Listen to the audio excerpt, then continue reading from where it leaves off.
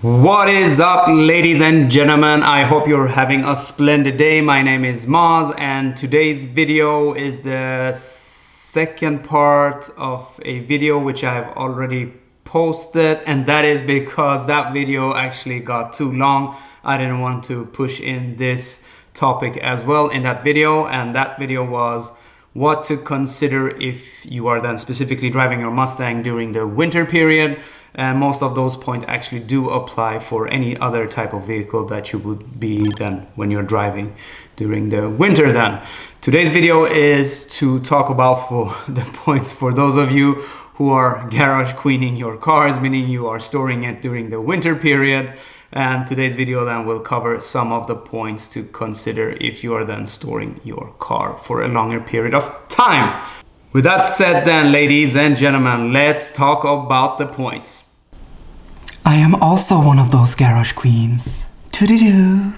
Now let's talk about some of the things to consider if you're storing your car. Let's start with point number one, and that is to clean your car, wax it, seal it, ceramic coat it, whatever and whatnot.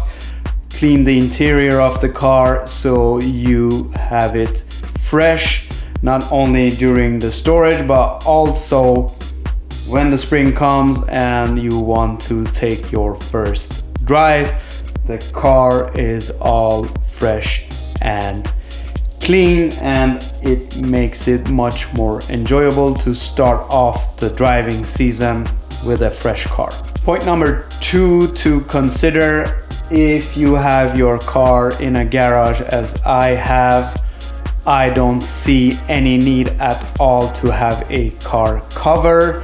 However, if you are storing your car then on the outside, a car cover can be a good thing to have so you don't get all that dirt and sun and snow and ice and debris and bird shit and whatnot on your paint for 6 months or so.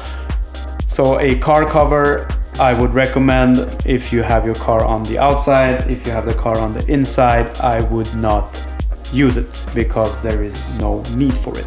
To mitigate the risk of getting flat spots on your tires, point number three is to overinflate your tires to around 40 psi or so. And that should not be any issues as such with regards to getting flat spots on your tires and ruining your tires, and then you have to buy new tires then, which could potentially get expensive. For the first miles or so, you might feel a bit of a vibration or a thump from the tires then, but that should sort itself out. So the third point is to overinflate your tires if you are storing the car then for a longer period then. Point number four is to maintain your car battery. I have a car charger which actually maintains the battery at the same time, and it has different cycles it runs through and it keeps the battery fresh. Some people recommend to actually take the battery out and keep it somewhere heated, etc. But I do recommend you to get something like this. It will cost you around, I don't know, $50 to $100, and it's well invested because a battery charger you could always also use for other purposes than, of course, than your battery running out. And you could use these type of things for I don't know, for your lawnmower or whatever and whatnot you might have. So that is point number four. The fifth point, I will talk about two related topics. One being to fill up your tank with premium gas, and that is to prevent moisture for building up. And the second thing is to add something like this, which is a fuel stabilizer. In modern day fuel, we have more ethanol which gums up, and this prevents that from happening and also getting corrosion, etc. in your fuel lines. So once you have added this on your topped off tank of gas. You run your engine for a couple of minutes or so to let this actually then get flushed into all of your fuel lines, etc., and then you shut your car off and you should be good to go. I have tried to read about it and so on. It is stated quite often that regular the fuels that are available these days will get bad as quick as after 30 days or so.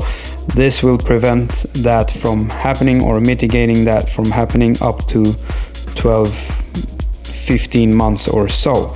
So I don't think it makes any harm of adding this into your fuel. The sixth point is to actually change your oil before storing the car, because used oil has contaminations and it could lead to sludge buildup, etc. So it is always recommended to put in new fresh oil before you store your car. It's an inexpensive fluid and it's a cheap insurance. Some people say, and I know Ford has it in the manual, to actually start the car every now and then and let it run for X amount of minutes and so on. However, if you change your oil, fill up the tank, put in stabilizer, maintaining your battery, I can't see the need of starting the car up every now and then. And some people do actually change the oil before storing the car, and then once the storage period is over, they actually change the oil again. I'm not sure if that is needed. I can't see what will happen with the oil if you just let the car be then.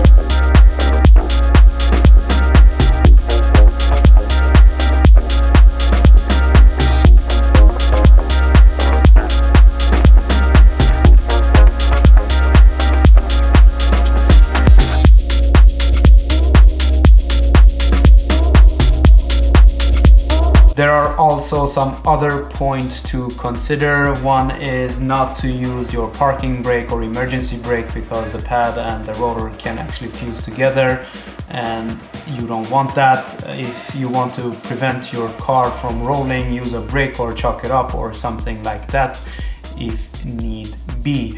Also, depending on how you're storing your car, if it's in a barn or I don't know, potentially you could then have rodents.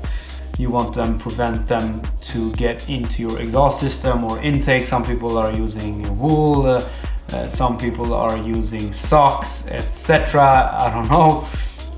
I don't have that issue, but that is something to consider. And if there are any other type of animals or bugs or whatnot, maybe you need to take appropriate action for that. And also, in my case, I can have my windows rolled down a bit, or I can actually go in and open the doors or leave them open, because I know I don't have any issues as such by doing so in this garage, and that is to prevent molding and moisture and getting a bad smell, etc. in the car. You could use a dehumidifier as well to prevent that. So with that said then, ladies and gentlemen, we have reached the ending of this video. I hope it has been informative with regards to what you should think about when storing your car over the winter period then. Anyhow, if you have any questions, just leave them in the comment sections below. Give me 1 thumbs up for the video, 2 thumbs down, subscribe, and until the next time.